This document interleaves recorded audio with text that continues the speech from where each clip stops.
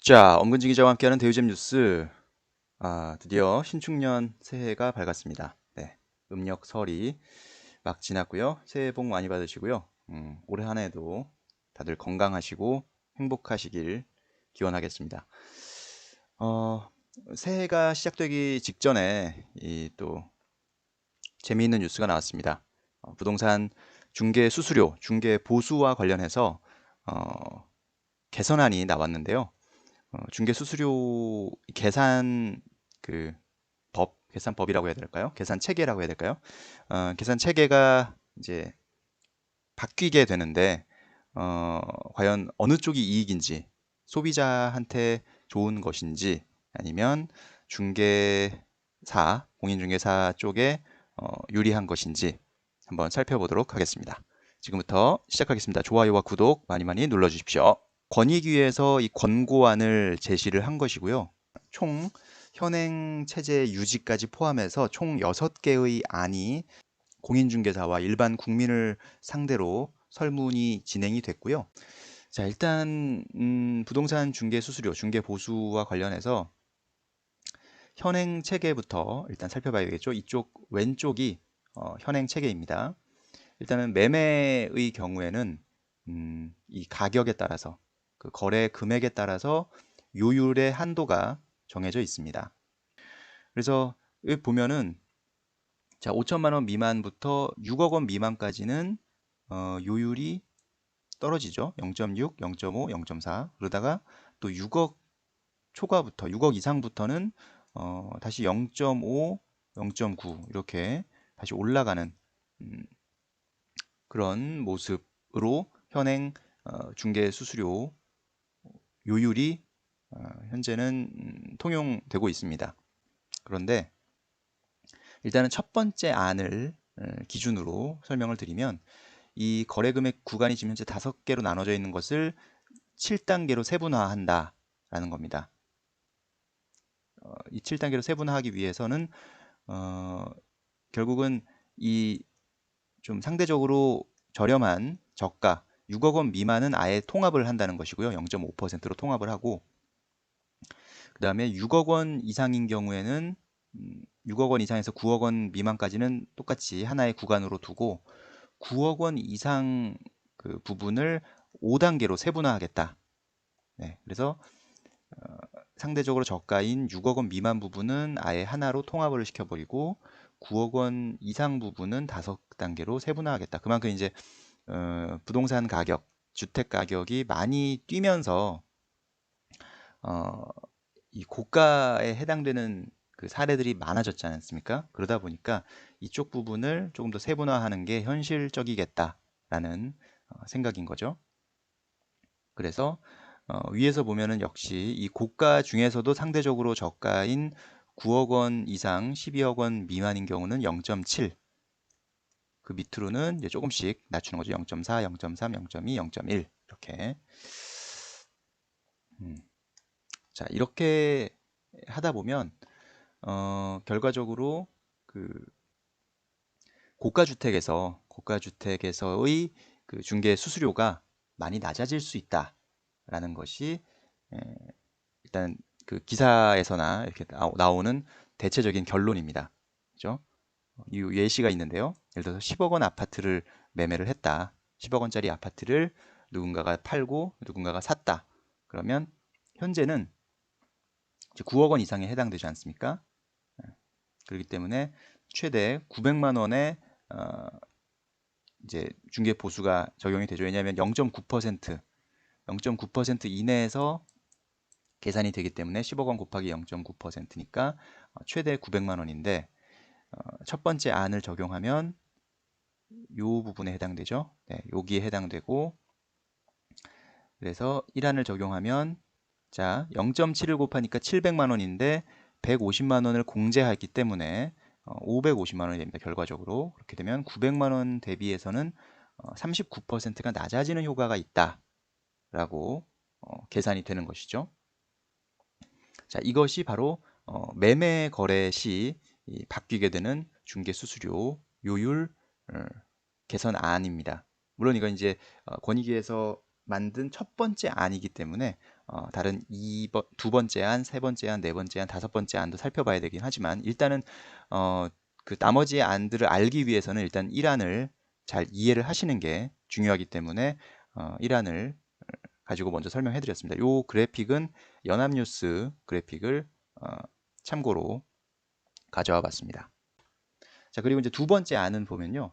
1안과 동일합니다. 1안과 동일하게 구간별 누진 방식 고정 요율로 하되, 그러니까 아까처럼 전체 구간은 7단계로 세분화하되 상대적으로 저렴한 구간은 통합을 해버리고 6억 원 이상 고가의 구간은 5단계로 세분화를 하는 그런 방식은 1안과 2안이 동일한 거죠.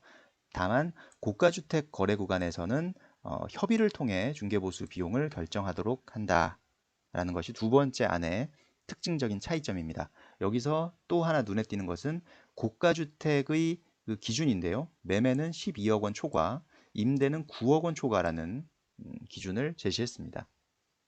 바로 이 부분도 앞으로 계속해서도 논란이 이어질 수 있는 부분이죠. 현재까지는 뭐 종합부동산세라든지 부동산 정책의 여러 가지 기준들을 보면 9억 원 초과가 고가주택의 기준이었어요. 그동안은 계속. 그런데 그것을 국민권익위에서는 매매를 12억 원이라는 숫자를 제시했다는 거. 이 부분이 앞으로 그렇다면 지금 정부가 사용하고 있는 정책에서의 어떤 기준이 되는 고가주택 가격, 그리고 종부세 기준이 되는 고가주택의 가격, 뭐 이런 것들을 좀 조정할 수 있는 여지가 생긴 건가 이렇게 생각을 해볼 수가 있겠죠. 자, 그리고 세 번째 안은 이제 첫 번째 안, 두 번째 안과는 완전 다른 겁니다. 이것은 거래 금액과 상관없이, 그러니까 아까처럼 뭐 얼마부터 얼마까지는 몇 퍼센트, 얼마부터 얼마까지 몇 퍼센트 이런 개념이 아니라 그런 구간이 나눠져 있지 않은 겁니다. 구간이 없이 그냥 단일 요율제 혹은 단일 정액제, 그러니까 건당 300만 원 뭐 이런 식이랄지 혹은 어, 건 건당 몇 퍼센트 그냥 이렇게 정해지는 건데 사실 단일 정액제는 조금 무리가 되겠죠. 아니면 요거는 아마도 중개사한테 상당히 불리한 그런 그 제도가 될 겁니다. 단일 정액제라는 것은 왜냐하면 결국은 정부도 저가 주택, 저렴한 주택의 거래 케이스를 중심으로 기준으로 따져봐야 될 텐데 이렇게 되면은 그렇다면은 뭐 5천만 원짜리 집을 사고 팔 때 중개보수를 얼마나 받을 수 있겠습니까? 그걸 기준으로 어, 정액 정액을 책정한다면 그러면 또 5억짜리 집을 거래할 때, 50억짜리 집을 거래할 때도 똑같은 그 중개 보수를 내야 된다는 셈이니까 그러면 아마도 요 단일 정액제가 된다면 중개사들이 상당히 불리할 것이다 라고 생각이 들고요. 뭐 단일 요율제는 나쁘지 않아 보이지만 이것도 이거는 오히려 중개사들이 또 유리할 수도 있어요. 집값이 오르면 오를수록 중개 보수는 늘어나게 되니까요.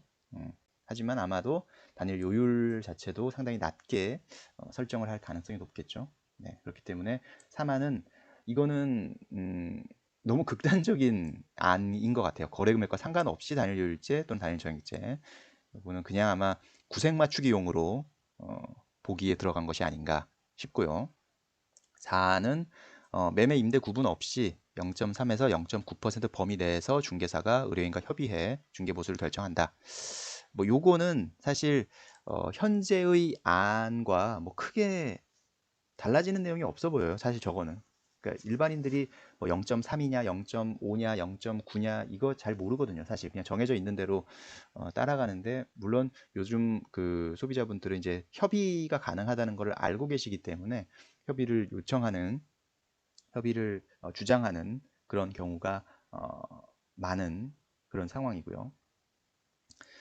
그렇기 때문에 뭐 거의 지금의 안과 큰 차이가 없어 보인다.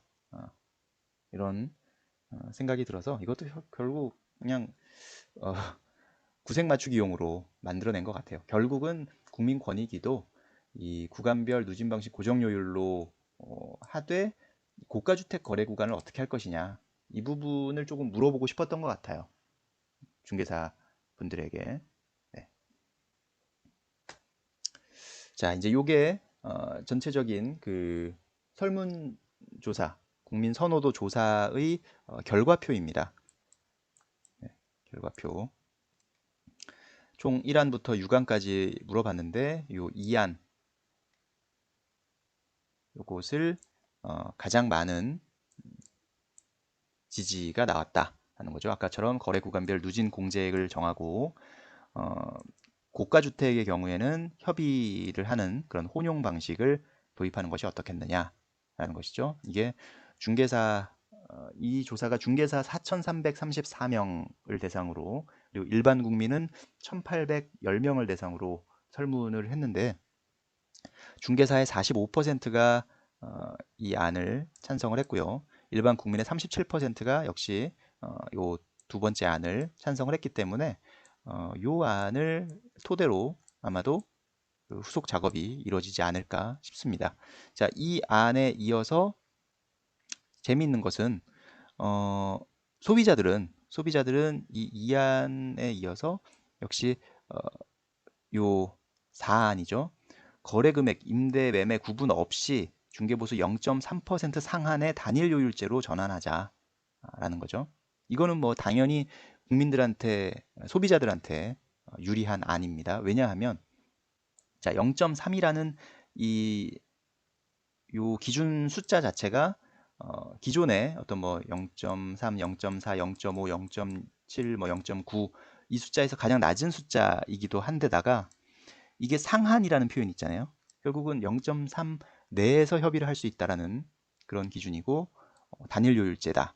이렇게 돼 버리니까 이거는 뭐 당연히 소비자한테 유리한 그런 안인 거죠.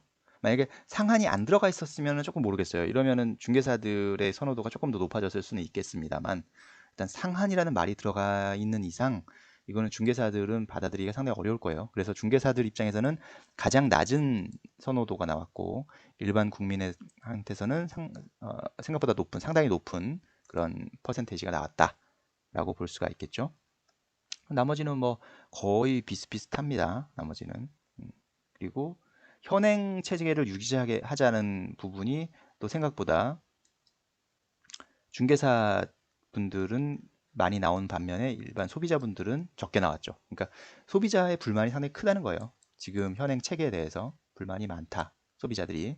반면에 공인중개사분들 입장에서는 현행 체계도 나쁘지 않다. 다만 이제 요 2번 이안이 상당히 매력적이다. 1안도 상당히 높은 그런 지지율이 나왔단 말이에요. 그죠? 1안과 2안이 거의 비슷하다고 봤을 때. 그렇기 때문에 결국은 1, 2안에서 결론이 나오지 않을까. 근데 사실 저는 좀 아쉬운 게 이 3, 4, 5번 자체가 좀 이 구색 맞추기의 복이었다라는 생각이 들어요. 왜냐하면 일단은 그 설문조사를 할 때, 그 어떤 방식, 그러니까 예를 들어 정액제냐 정률제냐 뭐 이런 것조차도 지금 물어보지 않고 아예 그냥 정한 상태에서 이게 정률제이긴 합니다만 퍼센테이지가 아예 정해져서 물어봤기 때문에 이거는 요율제는 좋은데 예를 들어서 3% 상한 이게 마음에 안 든다 해서 많이 선택하지 않았을 수도 있고 그죠? 그런 부분이기 때문에 너무 단순한 설문조사를 한 것 같아요.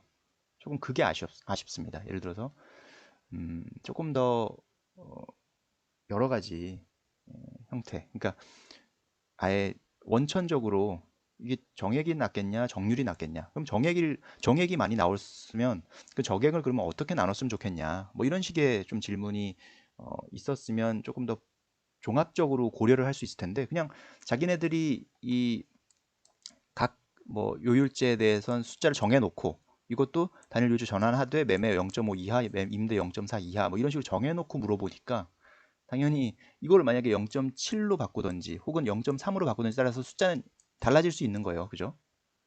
아까 이 1번과 2하는 그건 역시 그 숫자를 어떻게 바꾸냐에 따라서 달라질 수 있습니다. 그래서 저는 이게 불안한 게 자, 다음 일단 상태를 자, 다음 차트를 봅시다. 자, 이게 방금은 이제 국민권익위에서 권고안을 냈고 그러자마자 이제 국토부가 어, 실태 조사와 의견 수렴을 거쳐서 종합 방안을 마련하겠다. 국민권익위의 이 권고안을 토대로 개선 방안 마련을 해 나가겠다라는 거거든요. 그래서 국토부 주관으로 TF를 구성해서 2월 말부터 운영한다고 해요. 그리고 3월 초부터 연구 용역을 착수해서 실태 조사, 국민 서비스 만족도 조사에 들어갈 예정이고 6, 7월 중으로 최종 개선안을 확정하겠다는 목표다. 이렇게 나와 있는데 어차피 여기서 다시 아마 다 제대로 된 실태 조사가 이루어질 거예요. 네. 그러니까 권익위 권고안이 사실은 이게 얼마나 의미가 있을까? 혹은 그냥 저걸로 그냥 정해버리지? 약간 이런 생각도 들어요. 굳이 왜 이런 걸 하지? 예. 그러니까 권익위 권고안에서 저렇게 정해졌으면 음, 저렇게 그 숫자까지 다 대입을 해서 설문조사를 했고 생각보다 많은 사람들이 찬성을 했으면 그냥 그대로 가도 될 것 같아요. 그게 아니었으면 국민권익위에서는 저렇게 조사를 해서는 안 되죠. 이미 저 숫자가 공개가 됐잖아요. 그죠? 그러면 저기서 이제 크게 변하기가 어려울 것 같아요. 제 생각에는. 얼마나 부담스럽겠습니까? 국민권익위에서 저렇게 권고안을 벌써 냈는데 국토부에서 과연 이것을 얼마나 조정할 수 있느냐. 이게 조정이 돼버리면 그 조정된 것은 당연히 국민권익위의 권고안과 비교가 되게 마련이고 그렇다면 누군가 한쪽은 공인중개사든 소비자든 야 이거는 권익위의 권고안에서 후퇴한 거다 뭐 이런 식의 불만을 내뿜지 않겠습니까? 한쪽에서는 예를 들어서 아까 권익위의 권고안에서 조금 더 요율이 올라간다든지 그러면 소비자 입장에서는 야 이거 받아들일 수 없다 권고한 대로 해라 이렇게 얘기할 것이고 또 요율이 낮춰진다면 공인중개사 입장에서는 야 이거 말도 안 된다 권익위 권고한 대로 하자 이런 식으로 나올 수밖에 없어요. 결국은 권익위 권고안이 거의 뭐 답이 되지 않을까 저는 그렇게 생각이 들어요. 여기서 이 TF와 연구 용역에서 정말 획기적인 안이 나오지 않는 한 제 생각에는 힘들어 보이고 또 답답한 게 항상 정부는 이런 뭐 물론 어떤 중요한 사안에 대해서 신중하게 판단해서 결정하는 건 좋죠. 그런데 어차피 자기 마음대로 할 거잖아요. 예, 이때까지 국토부가 그렇게 해왔잖아요. 부동산 정책이나 여러 가지에서 뭐 세금도 그렇고 지금 뭐 세금 보유세, 거래세 다 자기 거의 입맛대로 해왔던 거 아닙니까? 그런데 중개 서비스 이거 왜 이렇게 신중할까요? 바로 공인중개사 단체의 그 입김을 무서워하기 때문입니다. 네, 무서워하기 때문이고 그렇기 때문에 이거는 쉽게 못하는 거예요. 근데 참 재미있죠. 국민들을 상대로는 훨씬 많은 숫자의 국민들을 상대로는 그렇게 세금을 뭐 강화한다든지 어떤 규제를 강화한다든지 아주 과감하게 이렇게 이거 이렇게 해도 되나 할 정도로 과감한 그런 정책들을 아주 여러 차례 거의 뭐 25번째 대책이었나요? 이번 이사 대책이 이렇게 냈음에도 불구하고 이런 중개 서비스 개선 방안, 중개 보수 요율 개편 이런 부분들은 역시 상당히 눈치를 보는구나 이런 생각이 들고 또 결국 저 연구 용역에 수십억 원 정도 뭐 수백억 원이 될 수도 있어요. 모르겠어요. 저 얼마나 될지는 모르겠지만 어쨌든 많은 또 용역비가 집행이 될 겁니다. 그게 다 우리 세금으로 집행을 하는 거죠. 그러니까 뭐 저는 이제 국토부를 출입해봤기 때문에 여러 이야기를 듣지만 뭐 시도 때도 없이 연구 용역을 하죠. 예, 그런 것을 통해서 국토부는 이제 시간을 좀 벌 수가 있어요. 예를 들어서 아 이거 빨리 안 해줘 그러면 아 지금 연구 용역 중이다 그 결과를 봐야 된다 이런 식으로 얘기하고 물론 국토부의 공무원들이 그런 걸 다 정하기는 어렵겠죠. 그래서 연구 용역이라는 어떤 그 방법을 통해서 자기네들도 조금 책임을 회피하고 또 그 결과를 토대로 이제 근거를 제시할 수 있으니까 네, 그런 면에서는 뭐 장점도 있습니다만 좀 약간 악용되는 사례들도 많아요. 연구 용역만 몇 차례 하는 경우도 있거든요. 어떤 사안에 대해서는 그럴 때는 정말 답답하죠. 기자 입장에서는 야, 이거 결론이 어떻게 난 거야? 그러면 아, 이게 1차 연구 용역 이렇게 났는데 이거 좀 더 해야 되겠어. 그래서 다시 연구 용역을 지금 진행 중이야. 이렇게 나오면 아, 정말 답답하죠. 그리고 아, 이게 지금 내가 이거를 해결하기 어렵겠구나. 그러니까 그 국토부 공무원들이 한 2년마다 이렇게 부서를 옮기거든요.